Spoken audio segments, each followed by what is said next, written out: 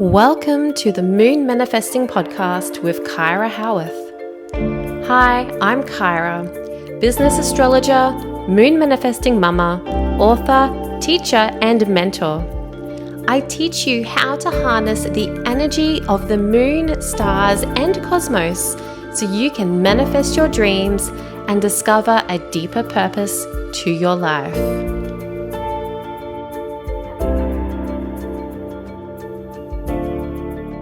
Hello and welcome back to the Moon Manifesting Podcast. Today we have a beautiful guest with us. Please welcome Lyndy Jewell. Hi, Lyndy. Hi, nice to be here, Kyra. It's such a pleasure to have you here today. So Lyndy is our guest on the podcast this month, and she's going to be sharing with us all about manifestation and activating abundance. And I'm really excited to dive into this chat. And I know all you listeners are going to love this. I know you're going to love Lyndy, because when I came across Lyndy on Instagram, I was just blown away by her beautiful, authentic self, how she shows up. So what actually happened when I first came across Lyndy was a friend has one of her oracle decks, the Fucking Honest Oracle, and the cards in this deck are just so like blatantly like there's no holding back. And that is just such a true expression of Lyndy. So Lyndy is a psychic medium and intuitive healer who comes from Melbourne in Australia. And she offers all sorts of different ways to work with her, including obviously readings, mentoring, and oracle decks. She's created quite a few oracle decks as well. So with that bit of intro for Lyndy today, Lyndy, is there anything else that you'd like to add about you that you'd like to share with our listeners today? I think you pretty much covered all the bases. I live up in the Dandenongs, which is just gorgeous, up in the Dandenong Ranges with all the trees and the flora and the fauna and all the things. So I just love what I do. I honestly feel so blessed to be able to do this work and help people in the way that energetically they need it. And it's a beautiful kind of industry to be in, I guess. Yeah. Oh, that's so beautiful. I love that. So to dive into our conversation today, Lyndy, my first question for you is all about manifestation. Do you have a sort of like step-by-step manifestation system, or do you have steps that you follow when you want to manifest something? Like, could you share with us your process? Yeah, absolutely. And look, I'm a little bit haphazard with all about me is pretty much an element of chaos in everything. So there's always bits of stuff that I do, but I don't always go, right, I'm going to manifest this and it's going to be step by step. It just seems to be stuff that gets incorporated that I've noticed has worked. So, and I think it's really important to acknowledge where your energy is at any particular time, because I have this belief that probably other people do as well, where our energy kind of fluctuates a lot. So it depends where you are in that fluctuation as to what's going to work and what's not. You don't always have to wait till you're at the peak of your energy to be able to manifest, but you're going to do it differently than if your energy is kind of at a low point. So I think that needs to be acknowledged as well. I think my greatest go-to though with manifestation is actually almost reversing it by going straight to gratitude. So almost, and not in that bullshit way of going, oh, I'm grateful for the thing that I don't have yet, but being grateful for all the things around us all the time. There is so much good shit going on around us all the time that it's kind of, when you look at it or you look for it, it's kind of easy to connect into that gratitude. And I just feel like that opens up our energy to receiving more. So that being open to receive, I think, is a really important aspect as well. Yeah, absolutely. I agree that gratitude is so powerful. And something that I learned a few years ago was when manifesting something, like how important the gratitude aspect of the manifestation process really is. And a tip that I learned was, even if you don't have that thing that you want to manifest, what are things similar to that, or like that are aligned with that you've manifested, that you're feeling grateful for? Just putting that in there. Yeah, um yeah, yeah. absolutely. Like similar things, but also things that are entirely unrelated. And I think Mm. it's really valuable, if you can, to find the gratitude in shit situations as well. I have this thing that I say that Yeah. there's always a bright side. Sometimes you've got to dig through a whole lot of shit to find it. So an example would probably be like, I used to do this with my cars all the time. I had, when I was younger, I had this series of cars that I absolutely adored, but they were all shit in some way, shape or form. But they would break down where I felt safe. Like I would always be grateful. Like they would break down and go, "Oh my God, I can pull over. Good on you, car. Thanks for that." Like this, Yeah. like so being grateful for in a shit situation, trying to find the gratitude in that. Like, yes, that turned to crap, but this thing was here, or this support was available, or I was able to back out of it this way, or all of that sort of stuff as well keeps you in a really positive kind of vibe. And I think positivity around manifesting is really important, because if we're expecting the worst will kind of manifest the worst. So if you keep yourself in this positive vibe, I think manifesting is so much fucking easier. And why would you do it the hard way? I just don't think the hard way is it's not the easy way to do it. And I fucking love easy. So let's go down that path, hey? Exactly. And I love that, because gratitude absolutely does raise your vibe. Like when you're looking for those positives in a negative situation, it helps keep your vibe higher. And when your vibe is higher, that helps you manifest more easily. So that's beautiful advice. Thank you, Lyndy. Yeah. So do you have other steps in your manifestation process? So we've talked about gratitude. Are there other steps that you regularly incorporate or that you find tend to work? Yeah, I do love a bit of journaling, but not always. Again, this is something that I'm doing at the moment is a lot of journaling. And journaling for me is just kind of brain dumping what is downloading, intuitively. So tuning into your intuition is massive. Like the more that you can do that, I think the clearer things become as to where you're headed. And then if you kind of fine tuning that. I feel the way I do it is fine tuning that with the journaling. So, whether it's and it doesn't matter whether you're wanting like peace and tranquility, or more energy, or financial abundance, or relationship, situations. But putting your, being as high vibe as you can be without expecting to having to be super high vibe to get things. But and for me as well with the manifesting and the journaling connection, I always do it first thing in the morning, because that's when I feel the clearest. So some people I guess might find the end of the day is a good place to brain dump and do all that, but I find in the mornings it's almost like my brain's not engaged yet. I'll pick up my just notepad. It's just a notepad and a pen. It's nothing fancy. It's beside the bed, and I'll whack my smart glasses on and start the writing before I look at the phone or talk to anyone, or just so that I'm really in that kind of, I don't know, it's almost like that half awake place. Because I don't find, for me, I used to be able to do a bit of journaling with meditating, a little bit of I guess probably you'd call it fluid writing, or guided writing, or whatever. But I don't find, A, I don't have time for that anymore. And B, my meditation now is walking. I meditate the best when I walk. I need to be moving. So to be in that space, that head space in the morning where there's not really a lot going on in the brain space, is a really nice way to connect to some, I guess, the guidance and the direction that I need to go in. And it just feels, it's so heart lifting as well to be able to give yourself that little 5 minutes of time in the morning to throw out all the words on the page and ask for what you want, and almost like, I don't know, just know that you've contributed to explaining what it is you want to the universe, or whatever the fuck it is you believe in, so that they can I always imagine my angels and guides standing around going, oh, is that what she meant? Oh yeah, we can sort that out. And it just feels so supported and loving. I love it. Yeah, that's so good. Yeah, I have to agree. Like journaling in the morning, like when your brain is kind of not thinking logically yet, and you're still kind of in that kind of semi subconscious state where you can like listen more deeply to your heart and listen more deeply to your intuition. That's just gold for manifestation, because it's going deeper than just like your brain saying, this is what I need to manifest today. This is what I want. This is what, the world is telling me I need to have, sort of thing. Yeah, absolutely. And I think that intuition is key. And I think we can complicate the shit out of intuition. We get all caught up in ourselves about what it is and what it isn't, and the rules and the structure and all the shit. And I think it really is just about listening to yourself in the quiet, like that quiet space that we get inside ourselves, and filtering out all the bullshit. But there's plenty of bullshit around, so sometimes it's hard to filter. And I think that morning space, like you said, it is quiet, and it's nice. It's a nice spot to do that. It is. It absolutely is. So my next question for you, Lyndy, is how can we activate abundance? So I know that you recently did a workshop on manifestation, activating abundance.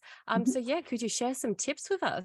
Yeah, absolutely. I think so first of all, we've already spoken about like that gratitude. I think that's number one. That's absolutely the key, is the gratitude. But that recognition of, where your energy is at now and how you need to shift it. So I love to, it depends how you kind of see energy or feel energy or understand energy. So you've probably, I dare say you might have spoken in here before about clair senses, like whether you're a feeler or a seer or a knower or a hearer, or all the different ways that we can pick up intuitive stuff, and utilize that energetic connection you have to whatever you believe in, and maximizing that. So I often get, I get information all the ways now, but visual is a really important one for me. So I love to sit and imagine myself either in a beautiful place, that I've made up in my mind, or I've taken bits of, lots of different places that I've been that I've loved, and just feeling into that sense of glowing, of really glowing up, expanding your energy as much as you can.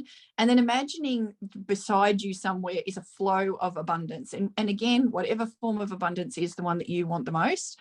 And just feeling as though you're kind of stepping into it. And not that you're being overwhelmed by it or rushed off your feet by it, but that you're stepping into it and becoming part of that abundance, just feeling your energy integrate and merge with whatever that abundance is, and you're being willing to expand into that and having it expand into you, like that beautiful cross-pollination of energy there.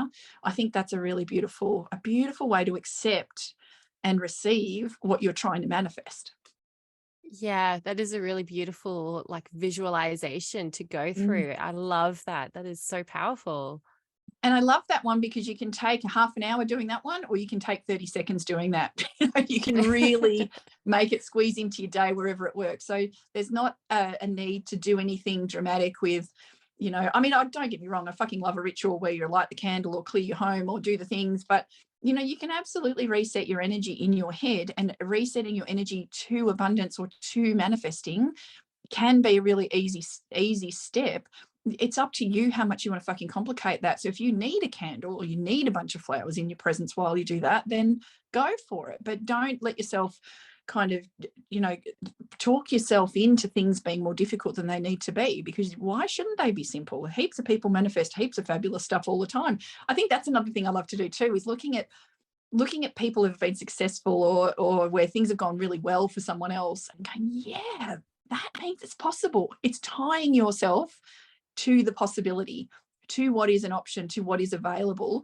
If it's available to other people, then I absolutely fucking promise you it's available to you. Where are you positioning yourself in life, and what action are you taking? The action is really important as well, to actually connect with that and embrace it. Yeah, absolutely. I'd love to talk a bit more about like taking action, because I feel like with manifestation, like, we can have all the gratitude and say all these affirmations and, do rituals and all that sort of thing. But when it comes to actually taking action to manifest that abundance, I feel like that's probably one of the parts where people tend to kind of not follow through. They kind of get stuck at that part. So could you talk us through a bit more about taking action?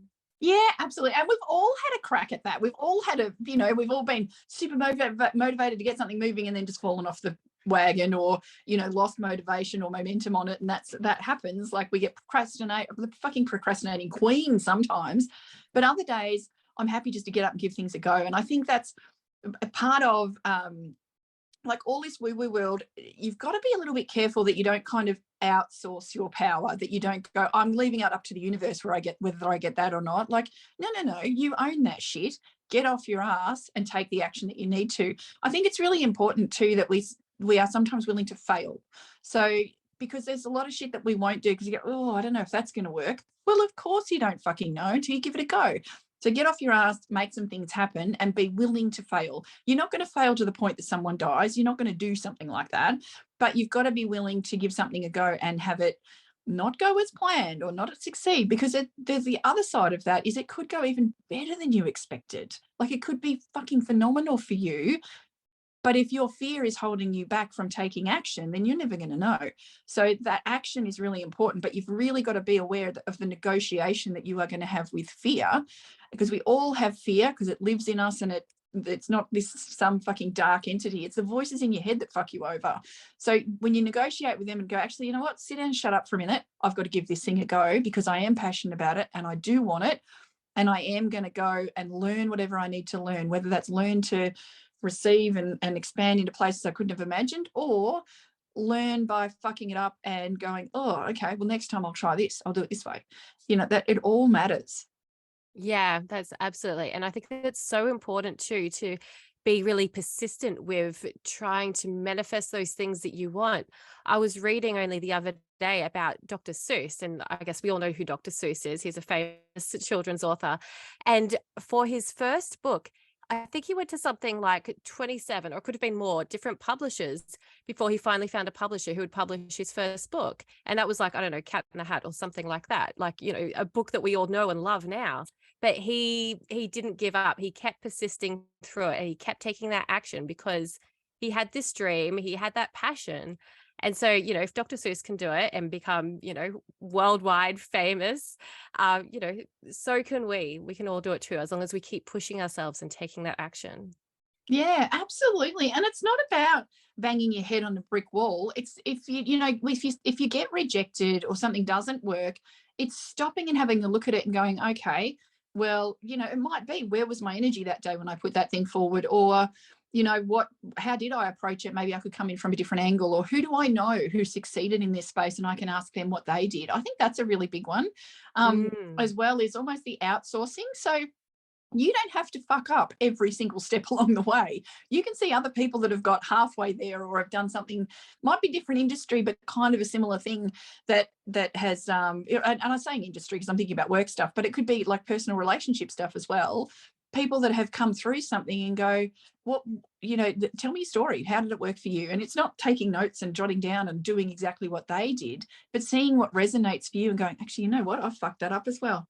Yep, I'm going to try it. I'm going to change it. I'm going to do it this way. You did it that way. I'm going to try it that way, and we'll see where we end up. So, there's a lot to learn from other people. And I think you just have to be a little bit open-hearted and open-minded about the way things can be done.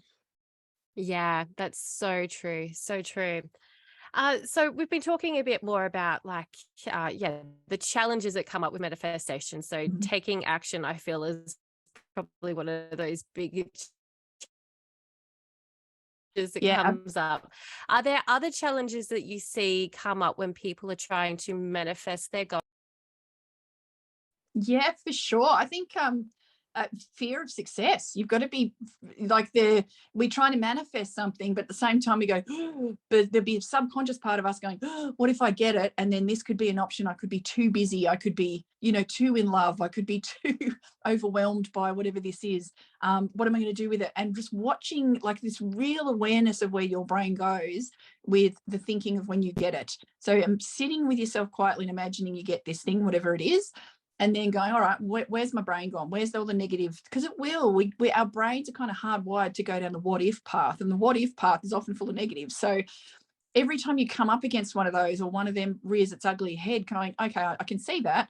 I can understand where that thought came from, but here's the solution. Here's the what if everyone talks about you? What if everyone talks about you? Who cares? Who gives a fuck? It doesn't. It's none of their business.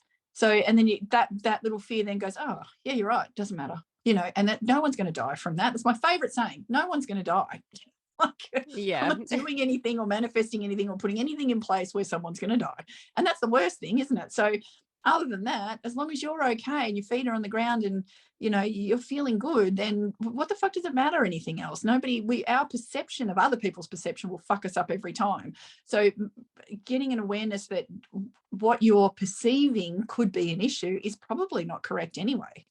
Yeah, that's so true. And that's really good advice. Like, I feel like that fear of success can really hold us back sometimes because, we go down that negative path, like, oh, what if? So yeah, recognizing that and acknowledging that if that's something that comes up for you, could help you break through that and continue on to manifest, even with that kind of fear of success. Like, trust that you've got it. Yeah. Yep. Yeah. So I guess kind of going back, and I probably should have asked this question at the start, but I'd love to know, how did you become interested in manifestation? Like, what drew you to this path of teaching others how to manifest? What drew you to manifestation? Well, I think like all of us, I've been doing it for a really long time. Before I realized that, before I had any understanding of energy stuff, I was manifesting things. So, and they would come out of the blue. And I recognized fairly early on that I had, like, people would make fun of me at my bright side attitude and my connection to gratitude and all of those things. Like, people would actually take the piss out of me for it because, you know, Australian, you got to get picked on for something. And then I realized, I looked around and went, you know what? I'm probably one of the happiest people I know. Like, it doesn't mean I'm happy all the time, and I certainly have my flat spots, but I would manifest things I wanted. Like, I wanted, and just like going way back to when I was like 18 and getting my car. I loved cars. I'm a massive car bogan from way back, and I really wanted this. I really wanted a Holden Tirana, and there was no way I could afford one. And then all of a sudden, and I was going, but I really want one, and I really stuck with the plan of getting one, which now is probably a super daggy car. I don't know, but at the time, that's what I wanted, because it was, my eyes, it was badass, and I wanted it. And so I really did kind of look around and go, right, well, what do I need to get it? I needed, at the time, I think it was about $2,000. And like, how am I going to get it? And so I just started asking. I was working already, but not earning money very fast. I was just part-time somewhere. And then, you know, I was saying to people, I want this. I want to get this car. And it wasn't a particular car. It was just a style of car. And I don't know, you know, how did you get your first car? I was asking people questions. And then my auntie said, oh, you know what? Your uncle's got some work going here that's after hours and you can do it at home, and which back in the fucking 90s was unheard of, but it was actually doing some stuff at home, and I could do it after hours after I'd done my other little part-time job. I was like, oh yeah, I can do that. It paid really well. And so that money just came in, and I squirreled it all away. Anyway, went off, got my car, which, to be honest, was a fucking disaster. It was an absolute wreck. But I loved it. I adored it. And again, it was one of those ones that it would only break down where I was safe and secure, and, you know, where I could, or it would make it home and then just cough and die in the driveway or whatever. But and it was one of those things that it's just one of the many, many things that I look back on and go, oh my God, I manifested the shit out of that.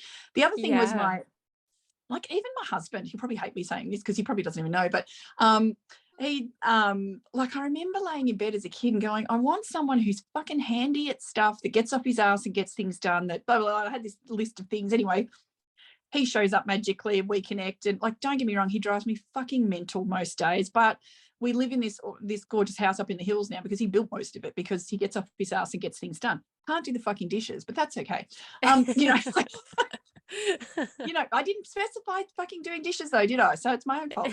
And the house that we live in, I grew up in the Dandenong, so I was pretty determined to live up here. But I lived on a block that was on a slope like a fucking ski jump.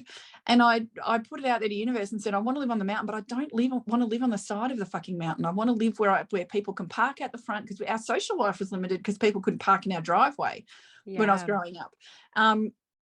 So I wanted to live on a you know, a place where the cars could get in and out easily. People wouldn't get lost. They could park plenty of cars, because I'm a pretty social person. I love to have a party. And our house presented itself, and it was well over budget for us back then. But again, been here like 25 years. And I walked into it and fell in love with it. And then we looked at our other house that was well within budget, kind of ticked most of the boxes, including the parking thing. But I'd fallen in love with this one, and I listened.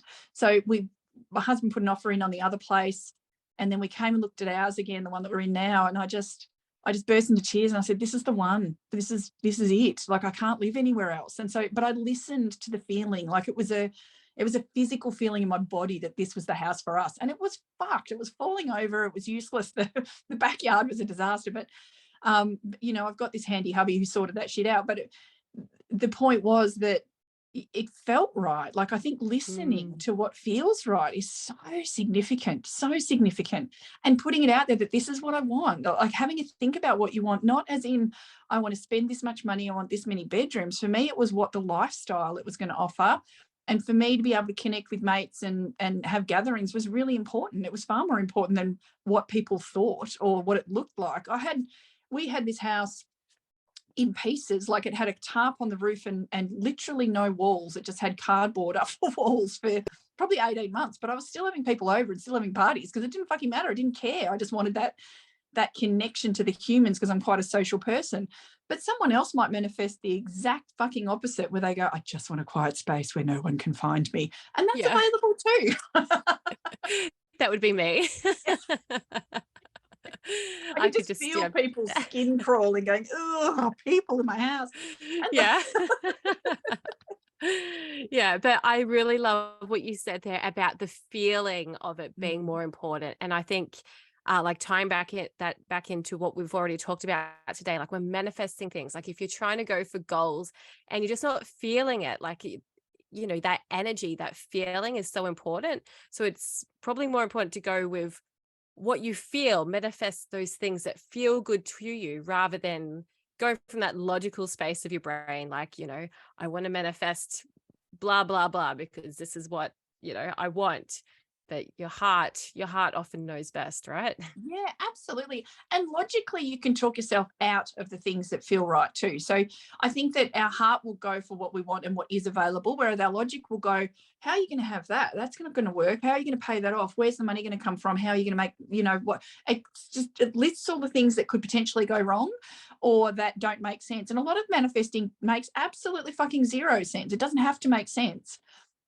Because as long as you're feeling that connection to it and it's, and you're taking the action and you're doing, you know, you're putting yourself out there, I think that you can't help but align with the things that are right for you. So sometimes we might logically think, oh, I want that because that makes sense, but your heart's going, that's not going to make us line up with the people that matter. Or pardon me, thank you, I get confirmation burps, which are really weird, but they happen.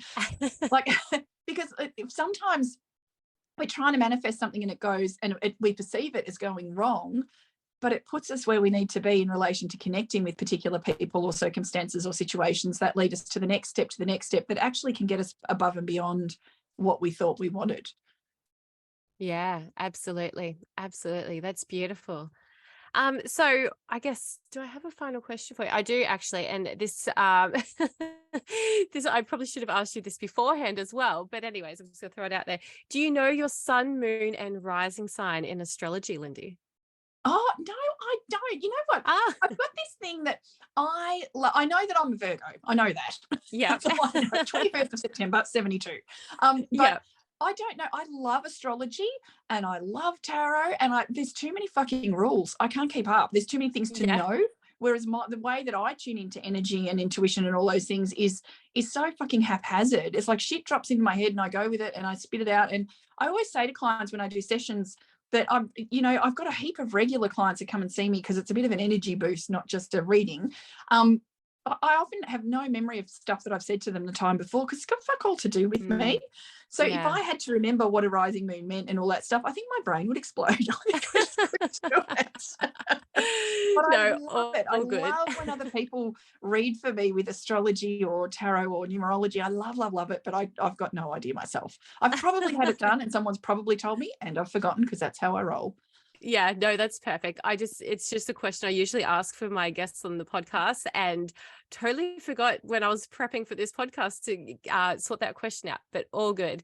Because I find it's often really interesting, like especially you being a psychic medium and intuitive healer, it'd be so interesting to see what's going on in your chart and how that, links back to you, but all good. As a Virgo, it's kind of, it's interesting that knowing that you're a Virgo sun because it's not what I would have picked, honestly. Oh, really? I've Yeah. been told I'm a good one. I don't know what that means. Yeah, but like I mean, it's perfect. It's perfect. So one last thing for you to share with us all, Lindy. Could you share a bit more about your offerings and how people can get in touch with you and work with you?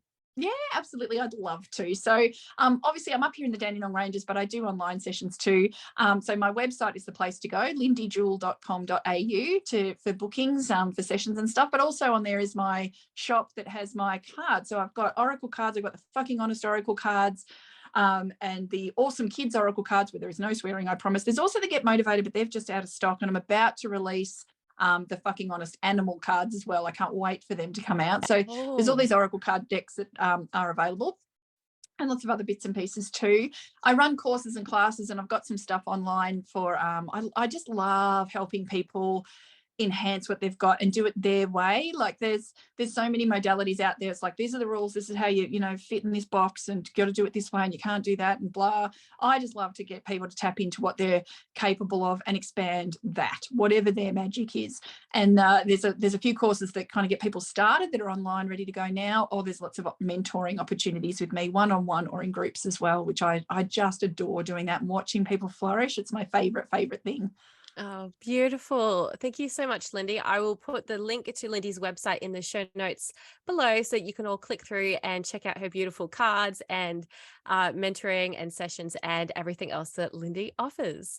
So thank you again, Lyndy, for being on the Moon Manifesting podcast today. It has been such a pleasure to chat with you about manifestation and abundance, and you've shared so much beautiful advice that I hope all our listeners will apply into their lives and go start manifesting some amazing things. Yeah, I hope they do too. Go, everybody, go do it. Thanks so much for having me. I really appreciate it. This has been great fun. Thanks so much, Lyndy. And everyone else, I will catch you on another episode of the Moon Manifesting podcast real soon. Thanks so much for tuning Kyra. in. Bye. Thank you for listening to the Moon Manifesting podcast. If you're wanting more moon magic, check out my book, Moon Manifesting. Download your free Moon Manifesting calendar or connect with me on social media. You can do all of that at kyrahowearth.com.au. Stay magical, stay manifesting, and stay tuned. I'll speak with you in the next episode.